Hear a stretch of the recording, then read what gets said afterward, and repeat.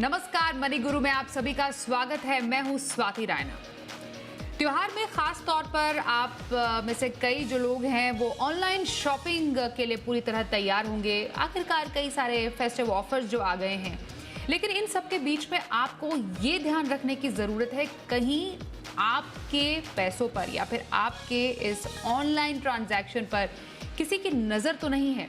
यानी digital transaction या किसी भी तरीके के ऑनलाइन ट्रांजैक्शन में फ्रॉड के मामले लगातार बढ़े हैं और पिछले 6 महीनों में, या यूं कहे जब से कोविड की स्थिति शुरू हुई तब से ये मामले डिजिटल डाके के और भी ज़्यादा बढ़ते जा रहे हैं। कैसे सावधान रहने की ज़रूरत है और ख़ास तौर पर त्योहारी सीजन में आपको और ज़्यादा क्यों इसको लेकर सतर्क रहना है, ये आज हम चर्चा करेंगे मनी गुरु में। हमारे साथ आज खास मेहमान हैं Bharat Panchal, chief risk officer FIS। Bharat, आपका बहुत स्वागत है हमारे शो में आज। धन्यवाद। तो शो में क्या खास आज हम चर्चा करने जा रहे हैं, सबसे पहले उस पर एक नजर डाल लेते हैं। आज हम जानेंगे त्योहारी सीजन में किस तरह होते हैं ऑनलाइन फ्रॉड, कैसे होती है क्रेडिट कार्ड से धोखाधड़ी, बचने का क्या है तरीका, ATM स्किमिंग और फिशिंग के जरिए कैसे होता है फ्रॉड। साथ ही जानेंगे ऑनलाइन फ्रॉड से बचने के लिए क्या सावधानी है जरूरी।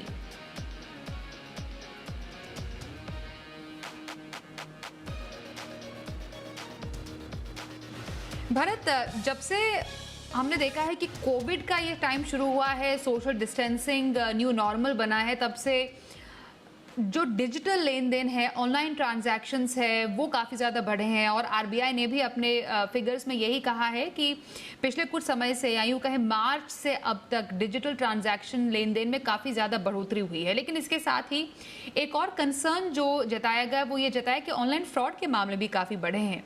अब हम फेस्टिवल सीजन में हैं, तब ज़्यादा से ज़्यादा लोग ऑनलाइन खरीदारी करते हैं, डिजिटल ट्रांजैक्शंस इसमें और भी ज़्यादा बढ़ोतरी होगी। तो क्यों किसी को इस समय और ज़्यादा सावधान रहने की ज़रूरत है? देखिए, मैं एक बड़ी अच्छी बात से पहले शुरुआत करता हूँ कि पिछले 5-7 साल में भारत ने काफ़ी बड़ी प्रगति की है जहाँ तक डिजिटल लेन-देन की बात है, डिजिटल बैंकिंग की बात है। हमने एक काफ़ी पिछले टाइम में एक ग्लोबल सर्वे करवाया, उसको बोलते हैं फ्लेवर ऑफ फास्ट, जो हमारी कंपनी ने किया पूरे विश्व में। तो उसमें एक चीज़ बड़ी उभर के अच्छे से सामने आई है कि पूरे विश्व में भारत की डिजिटल जो लेन-देन की क्षमता है सबसे ज़्यादा है। जहाँ की पूरे विश्व में हमारे देश ने रोज़ाना करीब 4 करोड़ डिजिटल लेन-देन हो रहे हैं। एक काफ़ी बड़ी अच्छी बात है। और जहाँ तक जो फेस्टिवल वगैरह की बात है तो और भी बढ़िया बढ़ने की पूरी उम्मीद है। लेकिन मैं अगर कोरोना के समय की बात करता हूँ तो कोरोना में भी हमने एक सर्वे किया, तो उसके हिसाब से कोरोना जब शुरू हुआ इंडिया में, उसके पहले करीबन 34% लोग डिजिटल ट्रांजैक्शन करते। आज वो बढ़ के सीधा 51% हो गया है। तो उसका मतलब एक आपने जैसे बताया कि काफ़ी क्लियर कट इंडिकेशन है कि इसमें डिजिटल लेन-देन में काफ़ी सारी बढ़ोतरी हो रही है। लेकिन जहाँ तक आपने जो फ्रॉड की बात की, बिल्कुल जहाँ तक जो डिजिटल लेन-देन हो रहा था पहले से, फ्रॉड पहले से ही थे नो डाउट, लेकिन पिछले कुछ 6-8 महीनों में काफ़ी सारी बढ़ोतरी उसमें भी देखी जा रही है। क्योंकि एक तो पहली बात है कि डिजिटल लेन-देन जिस तरह से अपने देश में जिस तरह से बढ़ रहा है, जो पहले कभी नहीं देखा गया है पिछले 5-7 साल में। और उसके साथ-साथ लोगों में जो जागरूकता होनी चाहिए, जो लोगों को जिस तरह से उनको बताना चाहिए कि भाई डिजिटल लेन-देन कैसे किया जाता है, तो उसके बारे में थोड़ी कहीं तो त्रुटियाँ हैं। उसकी वजह से बहुत सारे फ्रॉड हो रहे हैं। और मेरे को जहाँ तक लग रहा है कि आगे जाके भी जबकि हमारे पास अभी सोशल डिस्टेंसिंग के साथ-साथ एक डिजिटल लेन-देन का भी एक प्रक्रिया हमको हमारी लाइफ में हमने एक साथ में ले लिया है। तो उसके हिसाब से डिजिटल लेन-देन और भी बढ़ने वाला है। तो उसके साथ फ्रॉड बढ़ने की थोड़ी आशंका है ही है उसके साथ। ओके, वाकई जिस तरीके से डिजिटल लेन देन बढ़ा है, उस तरीके से जो डिजिटल फ्रॉड हैं उसमें भी काफ़ी ज़्यादा वृद्धि हुई है। इनफैक्ट डिजिटल लेन देन से ज़्यादा जो डिजिटल हैकर्स हैं वो ज़्यादा सक्रिय हो गए हैं। और जो उसके जो आपने फिगर्स यहाँ पर कोट किए हैं वो उसको पूरी तरह से दर्शाते भी हैं। अब डिजिटल धोखा कहाँ कहाँ होता है, ये अब हम धीरे धीरे करके समझेंगे भरत से, और उससे बचने के क्या उपाय हैं। सो डिजिटल धोखा हम यूजुअली कहाँ देखते हैं? आपके क्रेडिट कार्ड की खरीदारी में, उसके अलावा डेबिट कार्ड या एटीएम कार्ड जब आप यूज़ करते हैं उसकी वहाँ पर खरीदारी करते हैं, लेन देन करते हैं वहाँ पर। इंटरनेट बैंकिंग मोस्ट इम्पॉर्टेंटली, जिस पर थोड़ा ज़्यादा हम आज चर्चा करेंगे, उस पर सबसे ज़्यादा हम देखते हैं कि हैकर्स की नज़र होती है, और अब तो ऑनलाइन जो खरीदारी लोग करेंगे उसमें और भी सतर्क उन्हें रहना है। और इनफैक्ट यूपीआई ट्रांजैक्शन में बहुत ज़्यादा यहाँ पर डिजिटल जो धोखा है उसके काफ़ी सारे हमारे पास इंस्टेंस आए हैं। इसलिए सबसे पहले भरत, मैं आपसे क्रेडिट कार्ड के बारे में समझूंगी। लोग तो क्रेडिट कार्ड का रोज़मर्रा इस्तेमाल करते हैं, उनकी ज़िंदगी का एक हिस्सा हो गया है। क्रेडिट कार्ड में धोखाधड़ी के कई तरीके सामने लोगों के आते हैं, जैसे जिसमें एक स्किमिंग एक है, एक फिशिंग है, कार्ड क्लोनिंग भी कर दी जाती है। मैं एक एक करके समझना चाहती हूँ ये होता क्या है, होता कैसे है। एक तो स्किमिंग या एटीएम स्किमिंग, क्या होता है इसमें, कैसे गड़बड़ होती है? देखिए, एक स्किमिंग एक बहुत ही प्रचलित फ्रॉड का तरीका है जो पूरे विश्व में लगा हुआ है, और हम भी इसमें कुछ बाकत नहीं है। तो जो फ्रॉडस्टर लोग रहते हैं वो क्या करते हैं, तो आप जब भी एटीएम पे जाते हो तो एटीएम पे जाने के बाद आपको पहले आपसे एक अपना कार्ड निकाल के सीधा एक स्लॉट रहता है, उसमें आप एक एटीएम कार्ड को आप इंसर्ट करते हो। उसके बाद आप पिन नंबर डालते हो, एंटर डालते हो, बाद में आपका ट्रांजेक्शन शुरू होता है। जब होता है तो जो इसको हम एटीएम का थ्रोट बोलते हैं, जिसमें हम कार्ड आप डालते हैं, तो ये लोग फ्रॉडस्टर लोग रहते हैं, उसके ऊपर एक ऐसी छोटी सी डिवाइस लगा देते हैं, आपको हुबहू ऐसा ही दिख रहे हैं जो आपने हम सब जाते हैं एटीएम में, एक हर एक ग्रीन कलर का एक डिब्बा रहता है, उसमें थोड़ी सी छोटी सी लाइट जलती रहती है, वो उसके ऊपर एक ऐसा छोटा सा दूसरा इक्विपमेंट लगा देते हैं। वो आपका एक कार्ड क्लोन करने का एक तरीका रहता है उसमें, क्योंकि आप जब कार्ड इंसर्ट करते हो तो आप फिजिकल जो कार्ड है उसका यूज नहीं रहता, लेकिन आपके कार्ड के पीछे एक मैग्नेटिक स्ट्रिप रहती है, उसके अंदर पूरी कार्ड की जानकारी रहती है, जैसे कि आपका card number, detail, account detail, bank, ये सब कुछ रहता है। तो फ्रॉडस्टर लोग क्या करते हैं कि जैसे आपने वो एटीएम के थ्रोट में जैसे कार्ड आपने डाला, तो वो आपका कार्ड को पूरा कॉपी कर लेता है, और उसके साथ साथ आप जब एटीएम में हो तो एक छोटा सा कैमरा कहीं पे तो लगा के रखा है, जो आपका जो पिन पैड है जहाँ पे आप पिन नंबर टाइप करते हैं उसके ऊपर बड़ा फोकस करके रखा हुआ होता है। तो पहले आपका कार्ड और छोटा सा डिवाइस डालो, उसकी वजह से कॉपी हो गया। दूसरा है आपका पिन नंबर, जो एक छोटे से कैमरे के जरिए उसने रिकॉर्ड कर लिया है, और बाद में जाके वो लोग क्या करते हैं, सुबह सुबह जाके एक एटीएम में जाके ऐसे डिवाइस लगा दिया, शाम को जाके निकाल के लेके पूरे दिन में जितने भी लोग आके वहां पे ट्रांजेक्शन करके गए हैं, उनका सारा डेटा फिर कंप्यूटर में, वो डिवाइस को कंप्यूटर में कनेक्ट करते, और सारी इंफॉर्मेशन बिल्कुल उनके सामने खड़ी रहती है।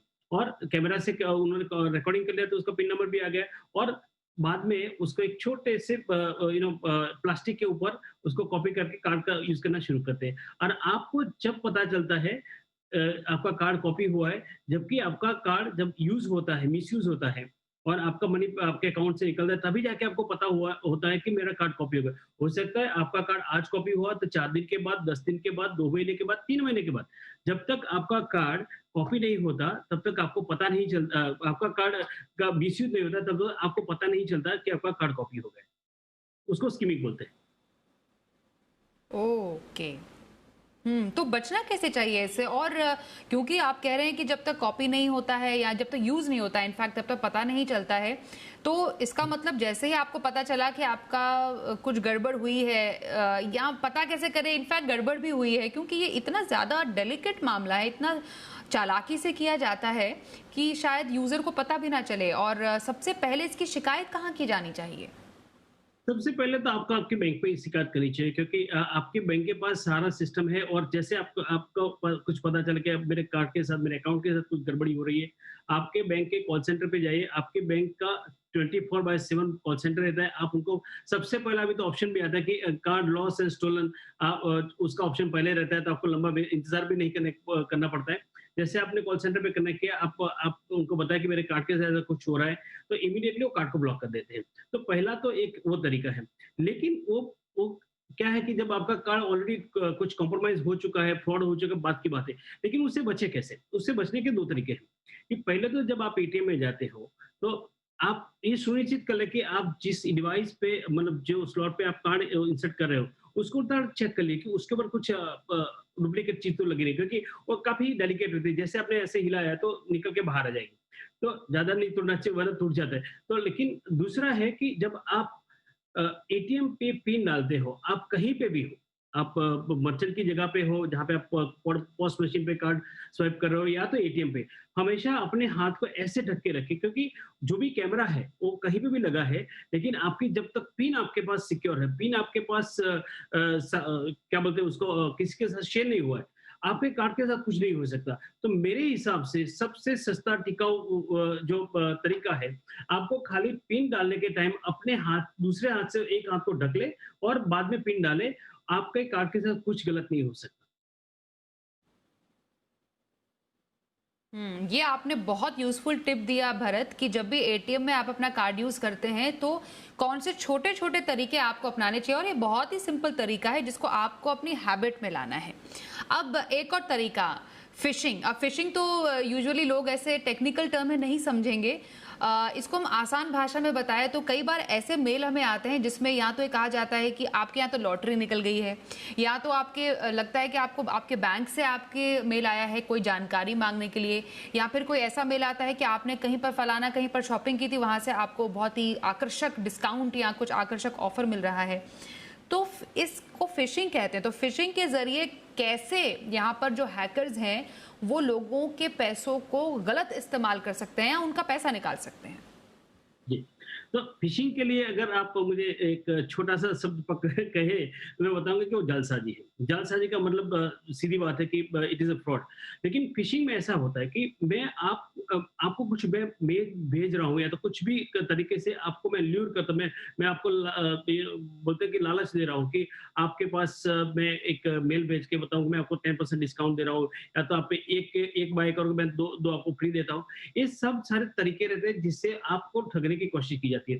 उसमें एक तरीका होता है कि आपको एक ईमेल आता है, एक या तो एसएमएस आता है या तो आपको आजकल तो व्हाट्सएप में लिंक भी आते हैं कि click on this link and you will get 10 rupees in your account. तो इस तरीके में ये लोग क्या करते हैं कि वो ऐसे प्रिटेंड करते हैं, वो इससे अपने आप को ऐसे पेश करते हैं कि वो बैंक के ऑफिशियल है या तो कोई जगह के कोई बड़े शोरूम के कर्मचारी है, वो आपको कुछ ऑफर दे रहे हैं और उसके बाद वो एक ऐसा ईमेल भेजते हैं या तो कुछ लिंक भेजते हैं जहां से आप वो लिंक को क्लिक करें तो 2-3 तरीके हो जाते हैं। एक रहता है कि आप जैसे क्लिक करते हो तो एक गूगल या तो ऐसा कुछ फॉर्म पे ले जाता है, उसमें आपको बोलेगा कि ठीक है आपका नाम डाल दो, एड्रेस डाल दो, ईमेल आईडी डाल दो, डेट ऑफ बर्थ डाल दो, कार्ड नंबर डाल दो, पिन नंबर डाल दो, सब कुछ डालते हैं और लोग डालते ही जा रहे हैं, डालते और उनको पता नहीं कि ये डेटा किसके पास जा रहा है, उसका क्या यूज करेगा। तो बाद में ये सारी इंफॉर्मेशन देने के बाद क्या होता है कि जहाँ पे आपने डेटा डाला है वो कहाँ पे, वो तो किसी को पता नहीं। एक्चुअली वो प्रोडक्ट्स लोग पीछे बैठे हुए थे। जैसे आपने डेटा डाला, आपने उसको यूजर नेम दे दिया, आपने पासवर्ड दे दिया, सब कुछ दे दिया, जो एक बैंकिंग ट्रांजेक्शन के लिए आपको चाहिए। आप इंतजार कर रहे हैं कि मेरे अकाउंट में कुछ डिस्काउंट आ जाएगा या तो पैसे आ जाएंगे, वो पैसे आते नहीं, आपके अकाउंट से निकल जाते हैं। तो दूसरा तरीका होता है कि जैसे ऐसी एक ईमेल आती है, उसमें मेलवेयर रहते हैं, उसमें काफी मेलवेयर का मतलब वो होता है कि मैलिशियस कोड, जो उसका काम ही तो फ्रॉड करना है या तो मतलब आपको पता न चले वैसे आपके सिस्टम को करप्ट करके डेटा लेके जाने का रहता है। तो वो मेलवेयर वगैरह रहते हैं, आपने जैसे क्लिक किया, आपको लग रहा है कि कुछ तो इनोसेंट लिंक है और हमने ऐसे क्लिक कर दिया, लेकिन वो मेलवेयर जो लिंक रहती है वो ऐसे साइट के साथ कनेक्ट होती है जो आपके सिस्टम में, आपको मोबाइल में, आपके कंप्यूटर में ऐसे वायरस लेके आती है और धीरे धीरे वायरस अपना काम करना शुरू करता है और उसमें भी जब तक डैमेज नहीं होता आपको पता नहीं चलता और जब आपको पता चलता है तब तक तो शायद आपका अकाउंट खाली हो जाता है। बिल्कुल, यही वजह है कि भरत हम आपसे भी समझ रहे हैं और दर्शकों को एक तरीके से सतर्क कर रहे हैं कि कैसे-कैसे तरीकों से आपके पैसे उड़ा सकते हैं ये डिजिटल हैकर। यहाँ पर कुछ और तरीकों की बात करेंगे, बचने के तरीके भी, मतलब ऑनलाइन शॉपिंग या इंटरनेट बैंकिंग में आपको कैसे सावधान रहना है, साथ ही कार्ड क्लोनिंग से आप कैसे बच सकते हैं और शिकायत अगर आपके साथ ऑनलाइन फ्रॉड होता है कहाँ पर कर सकते हैं। इस पर चर्चा थोड़ी देर में, देखते रहिए मनी गुरु।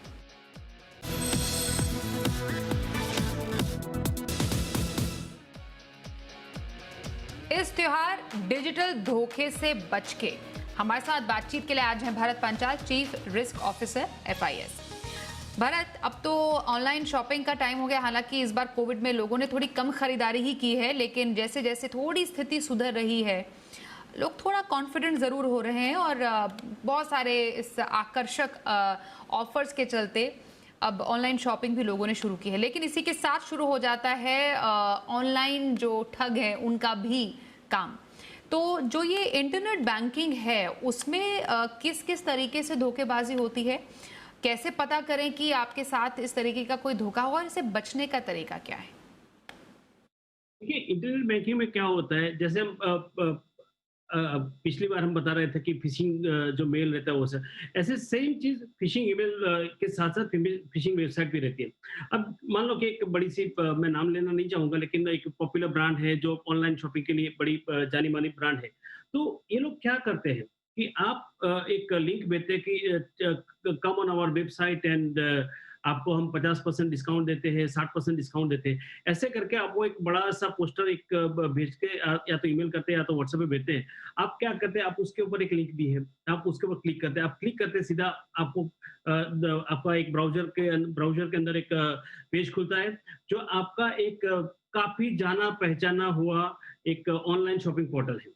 अब आप जब ये काम शुरू करते हैं, तो आप क्या करते हैं कि ठीक है, चलो मैं क्या-क्या लेना है वो देख के ऐड इंटो कार्ट और बाद में आप पेमेंट करते हैं। जब आप पेमेंट करने जाते हैं तो आपका पूरा इन्फॉर्मेशन देना पड़ता है। आपने अब तक पूरा जो जो भी आपने एक्टिविटी किया है, मतलब कि आपने प्रोडक्ट को चूज़ किया, उसमें नंबर ऑफ क्वांटिटी सिलेक्ट किया, कहाँ पे उसको शिप करना है, वो सब कुछ आपने ऑनलाइन कर दिया। लास्ट में आता है कि add into cart and payment. जब आप पेमेंट के लिए जाते हैं, आपका कार्ड नंबर पूछा, आपका सीवीवी नंबर जो पीछे कार्ड के पीछे रहता है वो दिया जाता है। फिर आपका date of expiry for card और उसके बाद आता है ओटीपी। ये सब कुछ आपका वहाँ पे दिया जाता है। अब जैसे आपने ओटीपी डाला और आपको सडनली उसके ऊपर एक आपने इन्फॉर्मेशन डाला, उसके पहले क्या बोलते हैं, एक एरर आ जाता है कि अभी वेबसाइट में कुछ टेक्निकल खराबी हो गई, इसकी वजह से वेबसाइट चल रही है, आप थोड़ी देर के बाद ट्राई करें। जबकि ये पूरा का पूरा जो एक्सपीरियंस है, आपने पहले जो जेन्युइन वेबसाइट पे जाके शॉपिंग कर रहे थे, वैसा ही था, कुछ फ़र्क नहीं था। खाली जो फ़र्क था उसमें, जो वेबसाइट जो आपने पूरा इन्फॉर्मेशन डालने के बाद जो खराब हो गई, वो एक्चुअल में खराब नहीं होती। वो एक्चुअली जानबूझ के उसको वहीं पे आपको टर्मिनेट कर दिया गया। आपका सेशन वहीं पे टर्मिनेट हो गया। उसके बाद जो फ्रॉडस्टर लोग रहते हैं, आपने जो कार्ड नंबर की सारी डिटेल और सब कुछ पासवर्ड वगैरह सब कुछ डाला है, उनके पास इमीडिएटली पहुंच गई। आपका सेशन अब यहाँ पे खत्म हो गया, लेकिन उनका सेशन वहीं से शुरू होता है। जैसे उनके पास डेटा आ गया, वो खरीदारी शुरू कर दे। अभी ये पूरी पूरी बात में प्रॉब्लम कहाँ पे हो गया? आपने जो वेबसाइट जो देख रहे थे, वो बिल्कुल हूबहू नकली बनाई गई थी। जैसे कि एक बैंक का वेबसाइट रहता है, उसका एक अपने दिमाग में उसका जो पूरा डिज़ाइन है, वो रहता है कि उसका एक कलर का उसका फ्रंट पेज है, उसके फ़ॉन्ट ऐसे है, उसमें लॉगिन राइट साइड पे रहता है, सब कुछ सही रहता है, कुछ मतलब चेंज नहीं होता। खाली जो उसका जो यूआरएल रहता है, जहाँ पे वेबसाइट का नाम का पूरा एड्रेस रहता है, जैसे www.xyzbank.com, वो xyz.bank.com जो है, वहाँ पे खाली एक छोटे से अक्षर का चेंज कर दिया है। या तो xyzbank1.com या 2.com और axyz, तो उसकी वजह से जो पूरे इंटरनेट की जो सिस्टम है, जो डोमेन नेम से चलती है, तो उसमें ये तो डोमेन ही पूरा चेंज हो गया। वो बैंक का डोमेन ही नहीं है, लेकिन किसी और फर्जी वेबसाइट है। लेकिन आपके सामने जब वो वेबसाइट आती है, तो आपको वही लग रहा है कि जो XYZ बैंक है, उसका ही वेबसाइट है और आप जेन्युइनली सारी इन्फॉर्मेशन उसमें डालते रहते हैं और बाद में जैसे आपका सेशन खत्म हो गया या तो बीच में टूट गया, बाद में आपका डेटा हैकर के पास चले गए, फ्रॉडस्टर के पास चले गए और फाइनली मैं पहले भी बताया ऐसे, जब तक आपका अकाउंट से पैसा निकलता नहीं, आपको पता नहीं चलता कि आपके साथ फ्रॉड हो गया। अकाउंट से पैसे छू मंतर हो जाते हैं। बिल्कुल भरत, आपने बिल्कुल करेक्ट यहाँ पर बोला भरत कि वो थोड़ा इतना छोटा नंबर या अक्षर का फेर होता है कि लोगों को समझ में ही नहीं आता। बिल्कुल रियल जैसा दिखने वाला ये हैकिंग मेथड है। इनफैक्ट इनकम टैक्स फाइलिंग को लेके भी फर्जी वेबसाइट या उसके लिंक्स लोगों के पास आते हैं, लोग उस पर क्लिक करते हैं, अपनी डिटेल्स देते हैं और लोगों को भारी नुकसान हुआ है। इसलिए जो विश्वसनीय क्रेडिबल जो साइट्स है, वहीं पर जाकर और किसी लिंक पर क्लिक करके आपको नहीं जाना है। स्पेशली बैंक की साइट्स हो गया, ऑनलाइन साइट्स हो गई, जहाँ पर कोई डिजिटल लेन देन होता है। इसमें क्लोनिंग एक और तरीका है, जो कि कार्ड क्लोनिंग करते हुए लोगों से धोखाधड़ी होती है। उसके बारे में ज़रूर बताएं भरत। सो क्लोनिंग जैसे मैंने आगे भी बताया, जो स्किमिंग वाला जो है वैसे ही क्लोनिंग का भी एक रहता है, लेकिन क्लोनिंग में क्या, क्लोनिंग और स्किमिंग में फर्क इतना है कि स्किमिंग जो होता है वो एटीएम पे होता है। क्लोनिंग जो होता है कि दो तीन तरीके हैं। एक तो आप जो मर्चेंट लोग रहते हैं, जहाँ पे आप पोस्ट मशीन जहाँ पे आके कार्ड स्वाइप होता है, तो वहां पे क्लोनिंग होने का चांसेस ज्यादा रहता है, क्योंकि छोटी सी डिवाइस, उसमें एक बहुत ही छोटी सी डिवाइस रहती है, जो जैसे आपने कार्ड स्वाइप किया तो उसको डेटा रीड कर लिया, डेटा बाद में उसको कंप्यूटर पे लगा के कनेक्ट करके एक नया कार्ड बन गया। दूसरा एक तरीका रहता है कि कई कई ऐसे प्लान्ड जो गैंग रहते हैं, जो बड़े पैमाने पे जो क्लोनिंग करते हैं, वो लोग क्या करते हैं कि जब आपका कार्ड आता है, ट्रांजिट में रहता है, या तो उस टाइम कुरियर वाली कंपनी से उनके साथ कुछ जो मिलीभगत करके वो लोग भी लेके कभी-कभी उसका कार्ड का कॉपी करके उसको क्लोनिंग कर लेते हैं। तो क्लोनिंग की एक बड़ी जो समस्या है उसमें क्या होता है कि जैसे कि कार्ड आपका क्लोन हो गया यहाँ पे, आपने कभी महाराष्ट्र के बाद या तो गुजरात के बाद भी कहीं नहीं गए, लेकिन आपका कार्ड जो है वो यूरोप में या तो अफ्रीका में कोई कंट्री में यूज हो जाता है और आपका पैसा वहीं से निकल जाता है।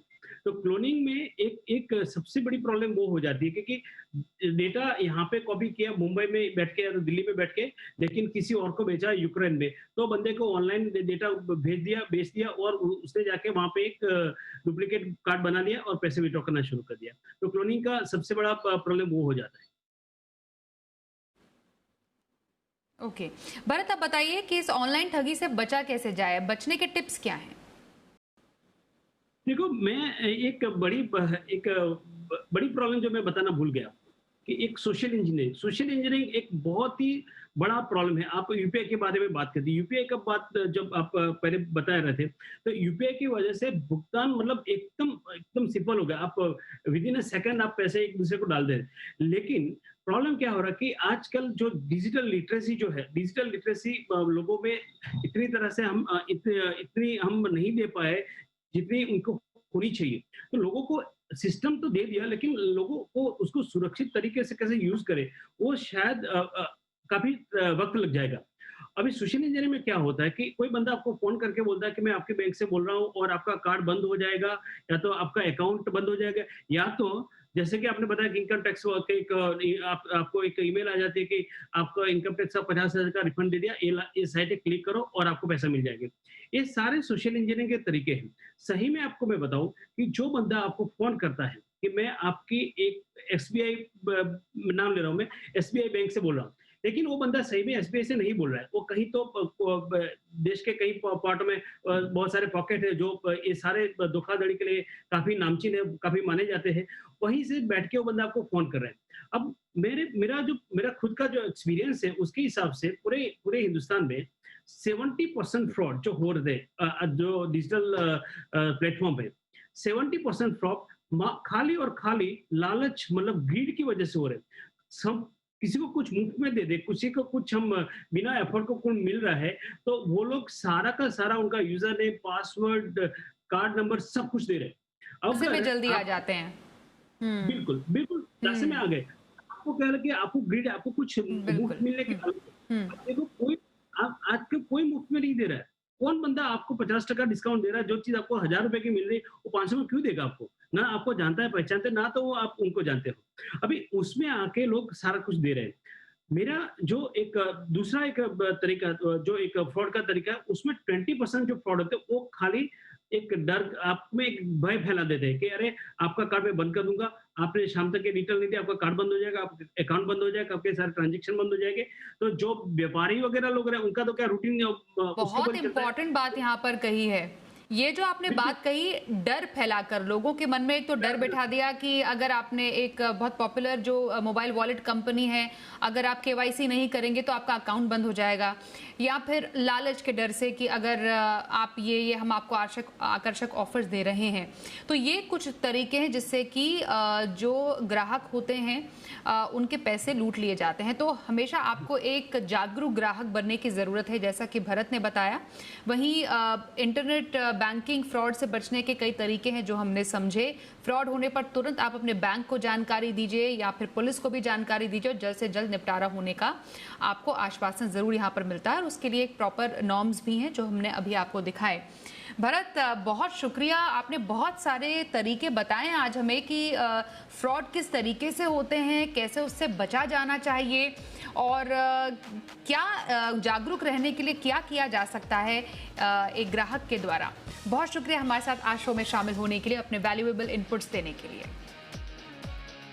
तो इसी के साथ आज के इस शो में बस इतना ही। वक्त एक छोटे से ब्रेक का हो गया है। खबरों का सिलसिला जारी रहेगा। आप सभी बने रहिए हमारे साथ, देखते रहिए जी।